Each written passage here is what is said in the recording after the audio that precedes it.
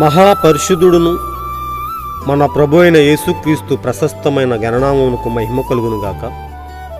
కుటుంబ బలిపీఠం అను ఈ మంచి అంశాన్ని ప్రతిరోజు యూకే గాస్పల్ స్ట్రీమింగ్స్ అను మా యూట్యూబ్ ఛానల్ ద్వారా ఆడియో రూపంలో వీక్షిస్తున్న మీ అందరికీ ప్రభు నామం పేరిట శుభములు తెలియజేస్తున్నాం. వినుచున్న ప్రతి అంశము మీ కుటుంబాలకు ఆత్మీయ జీవితాలకు ఆశీర్వాదకరంగా ఉండాలని ప్రభువుని ప్రార్థిస్తున్నాం. కుటుంబ బలిపీఠం అను ఈ కార్యక్రమాన్ని ఇంకనూ వినండి, అనేక కుటుంబాలకు షేర్ చేయండి. మరిన్ని అంశాల కొరకు యూకే గాస్పల్ స్ట్రీమింగ్స్ అను మా యూట్యూబ్ ఛానల్ని సబ్స్క్రైబ్ చేయండి. క్రీస్తు కొరకు నా వంతు పనిలో మీ సహోదరుడు కె ఉదయ్ కుమార్. ఒకడు నీటి మూలముగా ఆత్మ మూలముగా జన్మించడమే కొత్త జన్మయగును. ఒకడు నీటి మూలముగా ఆత్మ మూలముగా జన్మించడమే కొత్త జన్మయగును. అట్టివారు దేవుని రాజ్యములో నుందురు, అట్టివారు దేవుని రాజ్యమును చూతురు.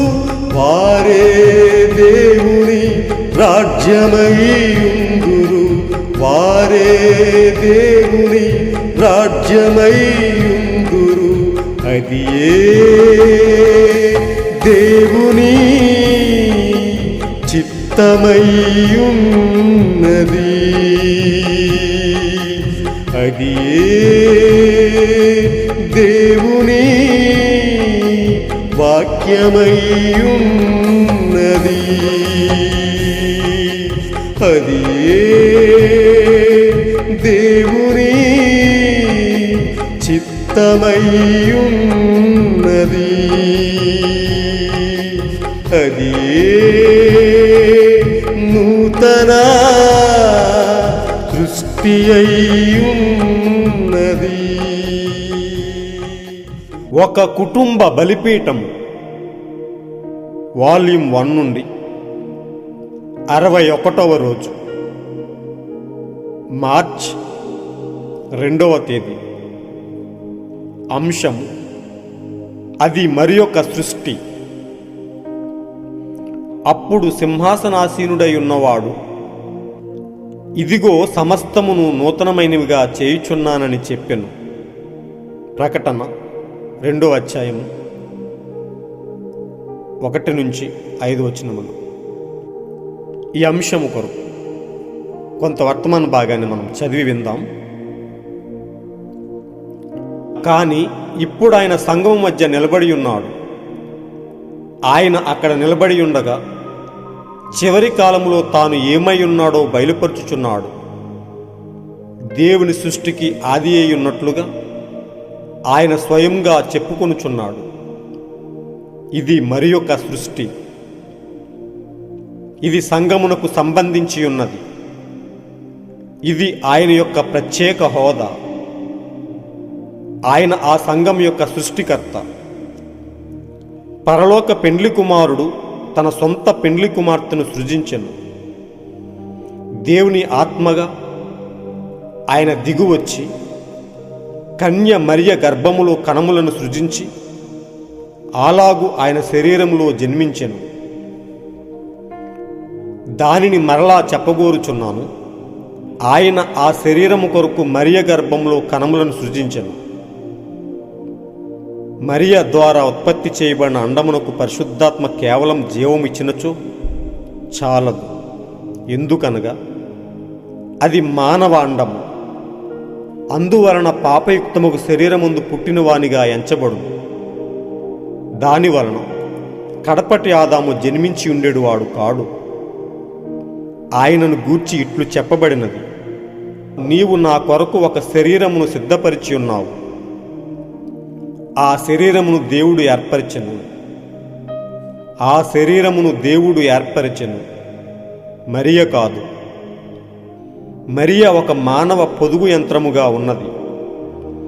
ఆ పరిశుద్ధ శిశువును ఆమె మోసి ఆయన జన్మించినట్లు చేసినది. ఆయన దైవ నరుడు, ఆయన దేవుని యొక్క కుమారుడు, ఆయన నూతన సృష్టి, దైవ మానవుడు. దేవుడు కలిసిన ఈ నూతన సృష్టికి ఆయనే మొదలు, ఆయనే శిరస్సు. కొలస్సి 1:18 సంగమును శరీరమునకు ఆయనే శిరస్సు. ఆయనకు అన్నిటిలో ప్రాముఖ్యము కలుగు నిమిత్తం ఆయన ఆది అయ్యున్నాడు. మృతులలో నుండి ప్రథముడుగా లేచాడు. 2 కొరింథీ 5:17 కాగా ఎవడైనను క్రీస్తునందున ఎడల వాడు నూతన సృష్టి, పాతవనియు గతించెను, ఇదిగో సమస్తమును నూతనమాయను. మానవుడు సృష్టిలో పాత క్రమం కలవాడు అయినప్పటికీ ఇప్పుడు క్రీస్తు యందు ఐక్యతతో దేవుని యందు నూతన సృష్టిగా ఉన్నాడు.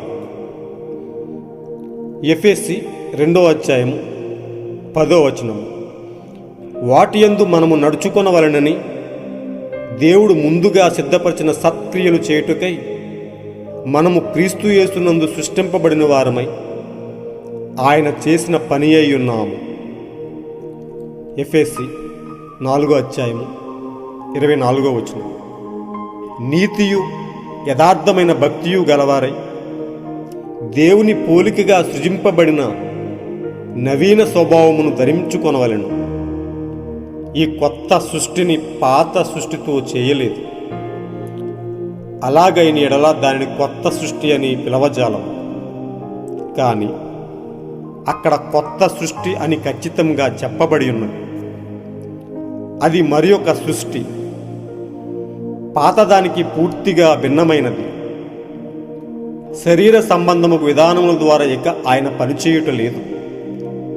ఇశ్రాయేలీయులతో ఆయన శరీరరీత్యా పనిచేసెను. ఆయన అబ్రహామును ఎన్నుకొనెను.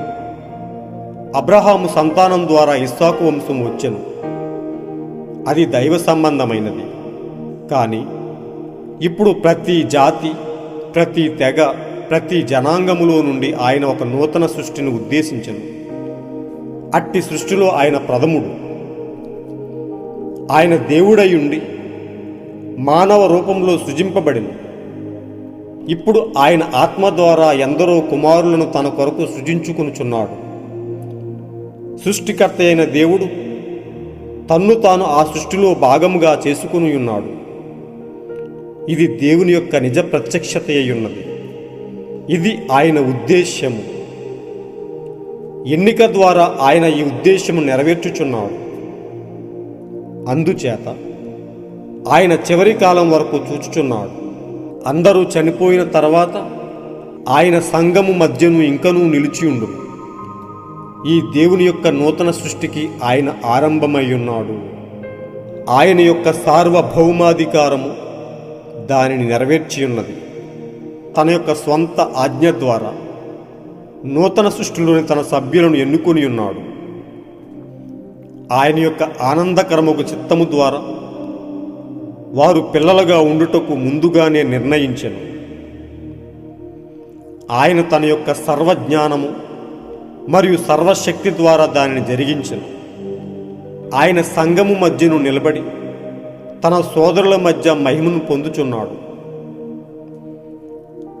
ఆయన ఈ సంగతిని నిశ్చయముగా ఎరుగకుండా ఎట్లు ఎలాగూ చేయగలడు? సమస్తం ఆయనకు తెలియను. అన్నింటినీ ఆయన నెరవేర్చెను. ఆయనకు తెలియను.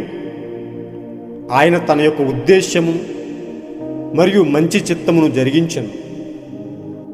ఎఫెసీ 2:11 ఆయన యందు మనము స్వాస్థ్యమును పొంది ఉన్నాము.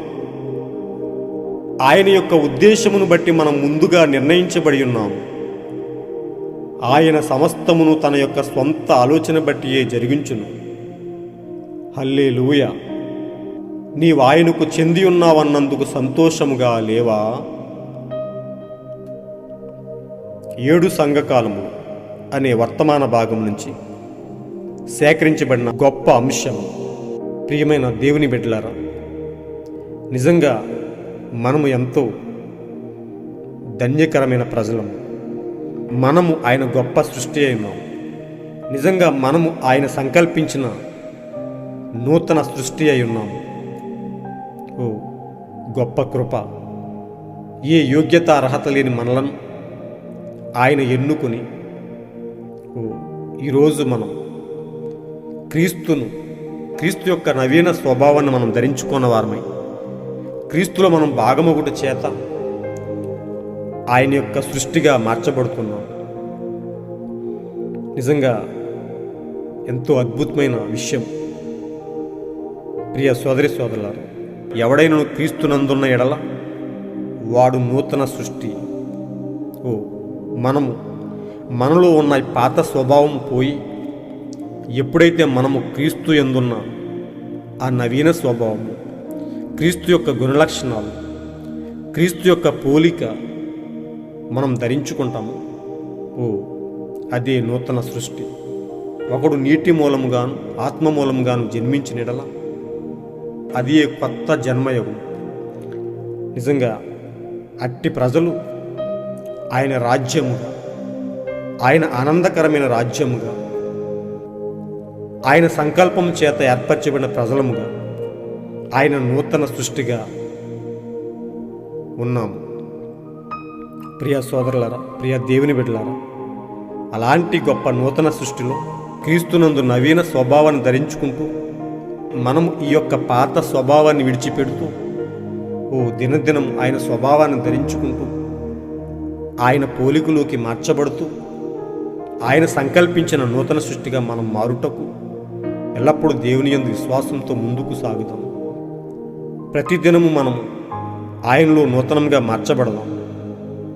ఒక దినాన ఆయన రాజ్యములో, ఆనందకరమైన రాజ్యములో మనము కూడా భాగమై ఆయనతో యుగయుగాలు ఆనందంగా జీవిద్దాం. అలాంటి గొప్ప భాగ్యము ఆయనను ఎదుర్కొనే వరకు మనము కలిగి ఉండి ఎల్లప్పుడూ మన విశ్వాసాన్ని కాపాడుకుంటూ మన విశ్వాస జీవితాన్ని ఆయనతో పెనవేసుకుంటూ క్రీస్తు కొరకు ఎల్లప్పుడూ యథార్థంగా జీవిద్దాం. అలాంటి గొప్ప కృపను దేవుడు ఎల్లప్పుడూ మనకు ఉంచునుగాక. ఆయన యొక్క నూతన సృష్టిగా మనలను మార్చునుగాక. God bless you all. ఈరోజు మీరు చదవలసిన అనుదిన వాక్య పఠనం సంఖ్యాకాండం 23, 24, 25 అధ్యాయంలో, మార్కు 7వ అధ్యాయం. మీరు విన్న ఈ అంశాన్ని అనేక మందికి షేర్ చేయండి. మేము చేసే ప్రతిరోజు కుటుంబ బలిపీఠం అనే ఈ అంశం మీకు చేరుటకు ఈ ఛానల్ని సబ్స్క్రైబ్ చేయండి. దేవుడు మిమ్మల్ని బహుగా దీవించునుగాక. God bless you all. ఒకడు నీటి మూలముగా ఆత్మ మూలముగా జన్మించడమే కొత్త జన్మయగును. ఒకడు నీటి మూలముగా ఆత్మ మూలముగా జన్మించడమే కొత్త జన్మయగును. అట్టివారు దేవుని రాజ్యములో నుందురు. అట్టివారు దేవుని రాజ్యమును చూతురు. వారే దేవుని రాజ్యమయ్యుందురు. వారే దేవుని రాజ్యమయ్యుందురు. అది దేవుని చిత్తమయ్యున్నది. అది దేవుని వాక్యమయ్యున్నది. అది దేవుని చిత్తమయ్యున్నది. అది నూతన సృష్టి అయ్యున్నది. అది నూతన సృష్టి సృష్టి అయ్యున్నది సృష్టి అయ్యున్నది సృష్టి అయ్యున్నది